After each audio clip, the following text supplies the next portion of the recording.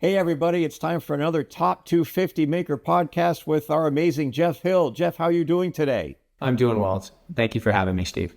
You're welcome, Jeff. And I think we've got something interesting to talk about today. We're seeing a fundamental shift in the market where it's not just technology that's shaping people's growth. It's an array of business services around that technology offering. Jeff, do you agree? Do you feel this is happening as well? Yeah, we're seeing this quite a bit. I think we're seeing a great merge of skill sets and capabilities for MSSPs and differentiated service providers to provide value to their customers. And it's not just technology.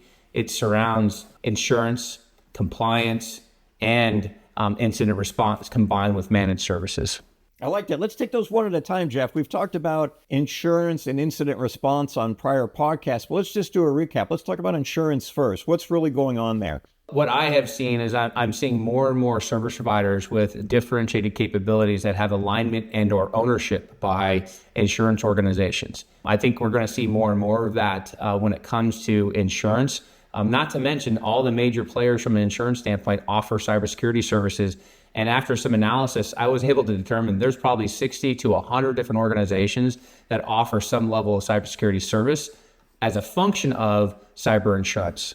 And that's why the Risk Shield program was launched last year. And we'd love to talk to partners about that program. Let's put a pin on that. Let's talk about the second topic that we've talked a lot about. And it's something that's near and dear to every company's heart when they have an incident, no pun intended, but incident response, Jeff. What's the update on that topic? Yeah, so, incident response continues to be very popular because it's also very reactive.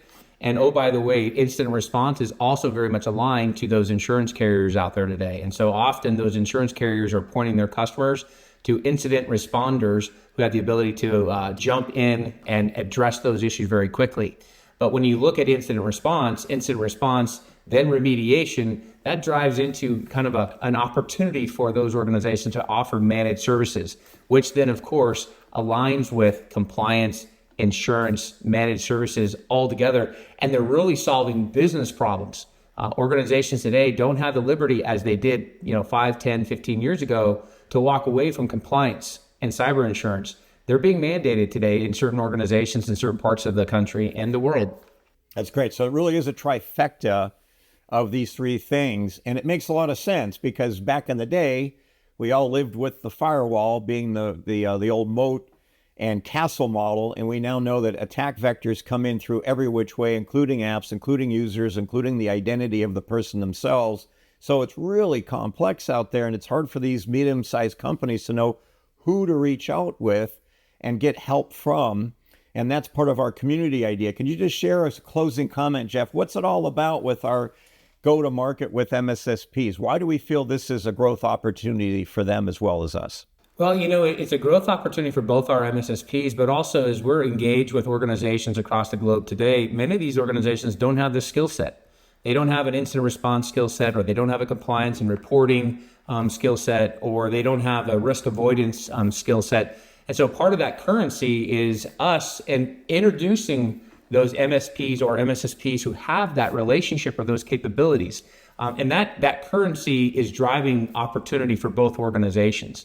While one has a focus here, the other may need the assistance here. And so when it comes to our go-to-market is one, not only is our platform flexible, but our partnership program is meant to be flexible to make sure that we help those organizations achieve their goals. And the only way to do that, where these gaps are, introducing them to organizations that have that capability. It makes sense, Jeff. And that's what the Infinity Global Partner Program is all about, is helping them differentiate and scale.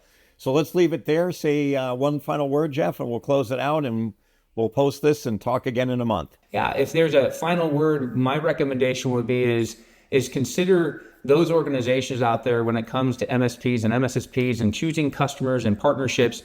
It's about solving business problems. I think if you move away from traditional technology discussion and a transactional discussion, talk about business problems, and those business problems lead to deeper relationships, more trusting engagements, and then obviously presenting greater value. Business relationships will drive the technology discussion and how to solve it. That would be my closing remark. I love it, Jeff. We'll see everybody next month. Thanks again, Jeff. Thank you, Steve.